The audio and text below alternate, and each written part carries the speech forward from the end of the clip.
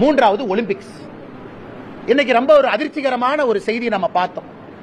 குறிப்பாக நம்முடைய வினேஷ் போகட் அவர்களுடைய ரெஸ்லிங் நேற்று பார்த்தீங்கன்னா ஜப்பான் ரெஸ்லர் தோக்கடிச்சு ஃபைனலுக்கு போயிருக்கிறாங்க.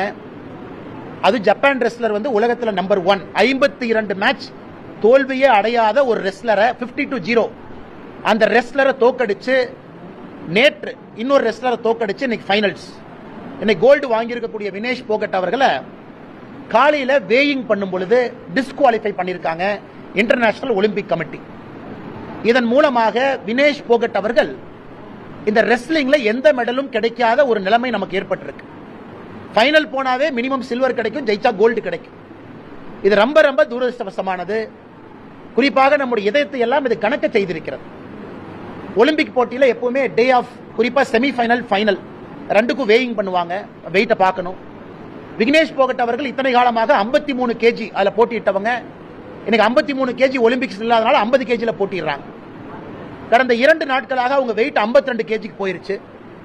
கடினமாக பயிற்சி எடுத்து இரவு முழுவதும் தூங்காம 1 கிலோ 900 கிராம் குறைச்சிட்டாங்க. இன்னைக்கு காலைல வேயிங் பண்ணும் பொழுது 50 கிலோ 100 கிராம், பாருங்க 50.1 கேஜி. வேயிங்கை விட 100 கிராம் அதிகமாக இருந்திருக்கிறாங்க. ஆனால் இன்டர்நேஷனல் ஒலிம்பிக் கமிட்டி டிஸ்குவாலிஃபை பண்ணி இப்ப அவங்க சமீபத்தில் மருத்துவமனையில் அட்மிட் ஆயிருக்கிறாங்க டீஹைட்ரேஷன்ல. நம்முடைய பாரத பிரதமர் அவர்கள் இப்ப சமீபத்தில் ஒரு செய்தி வெளியிட்டு இருக்கிறாங்க. விக்னேஷ் போகத் அவர்கள் ஜெயிச்சாலும் தோத்தாலும் சாம்பியன் சொல்லியிருக்கிறாங்க.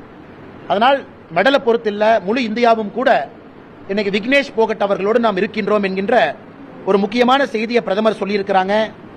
இன்னைக்கு நாம தமிழராக இருக்கக்கூடிய நாம் எல்லோரும் கூட விக்னேஷ் போகத் அவர்களோடு உணர்வோடு இருக்க வேண்டும் என்கின்ற ஒரு வேண்டுகோளையும் பத்திரிகை நண்பர்கள் மூலமாக இந்த நேரத்தில் சொல்லிக்கிறோம்.